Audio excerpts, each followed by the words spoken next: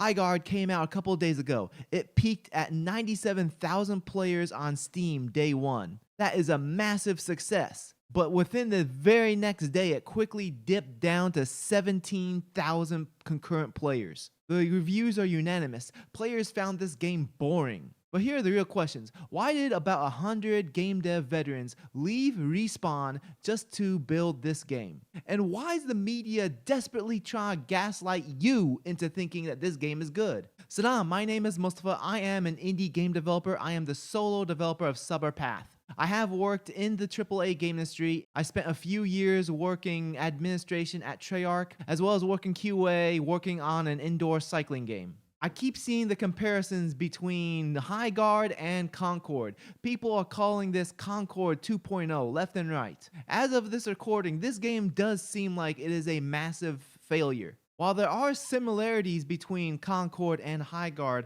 but I think calling this Concord 2.0 is misunderstanding what went wrong with Highguard. Concord failed because it's repulsive. The characters are ugly. The designs were pushing players away. There were key members of the development team working on Concord who wanted to push for a certain ideology in which the target audience did not want anything to do with. The game is infamous for its terrible looking characters. For a while in video games, there's been a push for the uglification of characters in games, and Concord just takes the cake as far as unappealing and uninteresting characters. Not only did none of the characters look like a main character, a character in which people want to play as, but they also just looked laughably bad. It was basically parody as to how bad these character designs are. Highguard, on the other hand, is just bland and boring. It looks generic. And that's one of the worst things you could do as entertainment, becoming generic and forgettable. I mean, first of all, the game has absolutely no hook to it. In game development, one of the first steps to designing a game is figuring out what are the unique selling points. These unique selling points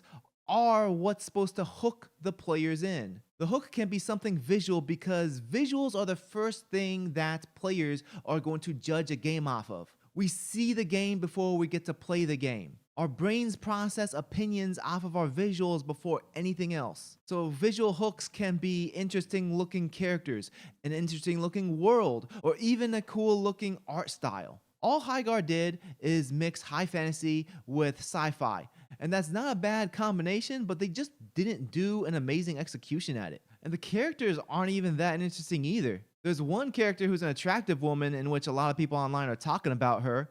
But other than her, the rest of the cast just seems very forgettable. Especially this dude. He just looks like a character that's designed by a millennial who thinks this is what Gen Z thinks is cool. Despite what a small handful of people are saying online, the characters of Highguard are not anywhere near as close as the bad character designs of Concord. For example, this guy is comparing these two characters side by side. One is a young woman who's fit, curvy, and conventionally attractive. The other is a morbidly obese guy with a bad haircut and a poofy coat. This comparison is just objectively false. When you lie online and say that Highguard is as ugly as Concord, then you make it easy for the access media to paint all gamers as if they're irrational haters. So Highguard's problem with the visuals isn't that it's ugly, it's just generic. Don't invent problems when the real ones are already bad enough. In addition to not having a good visual hook, there is no real gameplay hook either. For gamers to be drawn in through the gameplay footage, there needs to be gameplay showing off some really cool or unique game mechanic, or a new system, or just looking like that you can be the best out of the existing games. Highguard ended up being a jack of all trades and a master of none. The combination of different gameplay mechanics and systems that threw together from different games might be a unique combination, but it doesn't make a unique selling point because it's not good enough. One of the game's selling points is that you get to ride on mounts, horses, bears, whatever. The thing is though, they keep on advertising this is former Titanfall and Apex Legends devs. Mounts are not the same thing as mechs from Titanfall. Mechs completely change up an experience. It brings a power fantasy. Mounts, on the other hand, are just transportation. It's a way to commute. It's not a gameplay hook. And one of the primary complaints that everyone has with the gameplay is that it's boring. These maps are comparable to the size of battlefield maps. That's why you have to ride on your mounts to get across the map. But because the matches are 3-on-3, the maps are empty. You spend more time riding on your mount trying to get to the other team so that you can fight them. And then once you die, you respawn and then you have to do it all over again.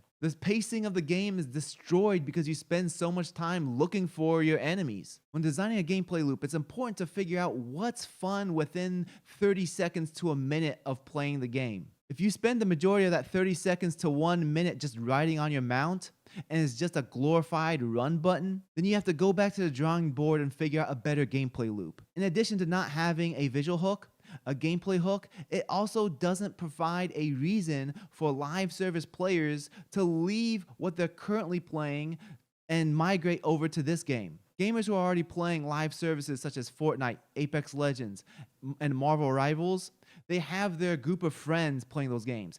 And on top of that, they already spent tens, maybe even hundreds of dollars in those games. They need a strong reason to migrate over from what they're currently playing over to this new game. And for those who aren't already playing a live service game, all the other gamers are just tired of live service games. We keep seeing studio after studio after studio fail with these large, big budget live service games. Firewalk Studios was comprised of former Bungie developers, and that studio instantly closed as soon as they released Concord. That led to hundreds of people without a job. Arcane Studios, they were masters of immersive sim games such as Prey and the Dishonored games. They released Redfall, and now the studio has shut down. Rocksteady made the amazing Batman Arkham trilogy, and now that studio is on life support. Crystal Dynamics, they worked on the Tomb Raider reboot trilogy. Once they released the Marvel Avengers game, Square Enix had to sell off the studio. Even Platinum Games, they made Babylon's Fall.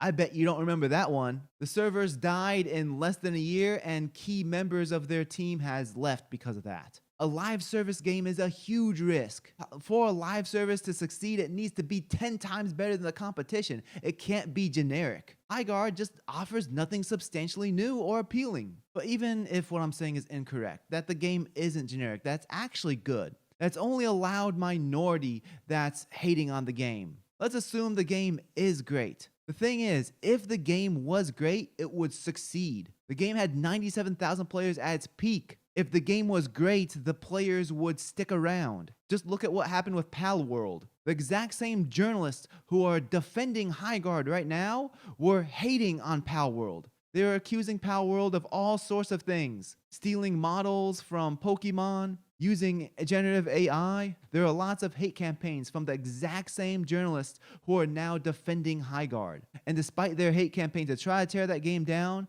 Palworld still succeeded because people enjoy that game. It's fun. You can't bury a fun game with bad press, just as you can't save a boring game with good press. These legacy media access game journalists can't sell a game on merit. They have to blame gamers for failure. And you know what? Yeah, there are some gamers who want this game to fail. The reason why there's some gamers who want to see this fail is because if this game succeeds, a live service game that is generic and represents everything that gamers don't like about the current state of the game industry, then that teaches the publishers to make more of these type of games. Gamers are tired of live service games. Gamers are tired of soulless characters. Gamers want to go into a world that has life and character. They don't want more battle passes. For those gamers, they see that if this game succeeds, it's telling publishers, please make more live service slop for me. Gamers didn't want Harley Quinn Squad. They wanted another game like the Batman Arkham games. Gamers didn't want Redfall. They wanted a game more like Prey. And I understand the reason why publishers make these live service games to begin with is because publishers are putting so much money into the development of these games that if they release a single player game, they're not going to make their money back. And the only way for them to make their money back is to make it live service so they can continue to keep making money off of whales. And at its core, this is more of a leadership problem than anything else. Studio heads should lower the budget of these projects so that the goals for success is more realistic. But let's look at the track record of the legacy media who have been defending Highguard. For example, this blogger played 7 hours of Concord, want back in. The game got shut down after 2 weeks. Harley Quinn Squad doesn't seem like a disaster, yet the game was a major flop. Assassin's Creed Shadow worth the wait. And again, fans rejected that game. So as you can clearly see, the blogger was wrong about all those games. She's not reviewing games for you. She's protecting her access to the publishers. Geoff Keighley clearly thinks you guys are stupid because no matter what everyone's saying about Highguard, he's still doubling and tripling down on it. He doesn't care about reputation at this point. But despite all that, we have to ask, why did around 100 developers leave Respawn Studios, in which they were working on content for Apex Legends, so that they can start up a new studio to make another live service game? When a large group of developers leave a large studio such as Respawn, it's so that they can leave the content grind. They were stuck working on content for Apex Legends, and maybe now they want to make an actual game rather than more content for Apex Legends. As they formed this new studio, they could have made the spiritual successor to Titanfall. They could have basically made Titanfall 3 but in a different universe. They could have worked on a passion project that they really wanted to make. So it really makes no sense as to why they left Respawn Games working on one of the top live service games just to move over to make another live service game. One that's clearly not as good or as inspired. They traded off their resources from EA and their large budget to go independent. And going independent means now you don't have creative restraints. And without these creative restraints, they can do basically anything. But instead, they made another live service game, which shows that it's a failure on leadership and possibly influence from whoever the investors were for this studio. Again, this game is just forgettable. It's just like Disintegration. You remember Disintegration, right? That game made by the co-creator of Halo? No, of course you don't remember that game because it was forgettable. Regardless of what deal Geoff Keighley had behind the scenes, whether it was just a handshake because he's friends with the heads of the studio, he did the studio a complete disservice by putting so many eyes on this game. A game that's this middle of the road, that's not trying to do anything unique or push any boundaries, shouldn't have gotten this much attention. Precisely because how much attention Geoff Keighley was giving this game, that's why everyone became more critical towards the game. And this is why we're seeing so many people compare this to Concord. Game developers need to understand that when you have more eyes on you, those additional eyes are going to be more critical of your work. This is one thing that I try to remind myself with my own game development. My brand grew rapidly last year.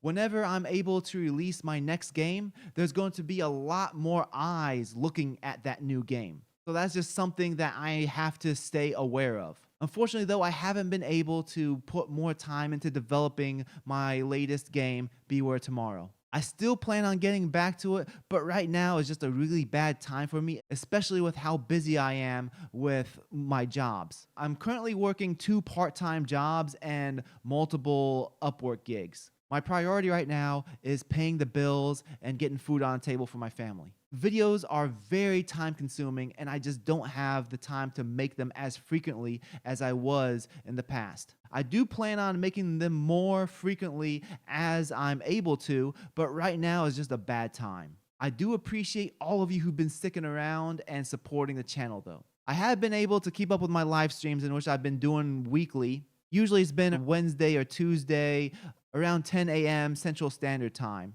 So if you want to check out those live streams, you could join me live or watch the replay. Again, right now has just been a rough time with finances and I'm just focusing more on things that pay the bills. And currently YouTube isn't one of those things that pays the bills at the moment. Anyways, I appreciate you getting this far in the video. Please let me know what you think about the situation and give the video a like. I'll see you next time. Take care. Salam.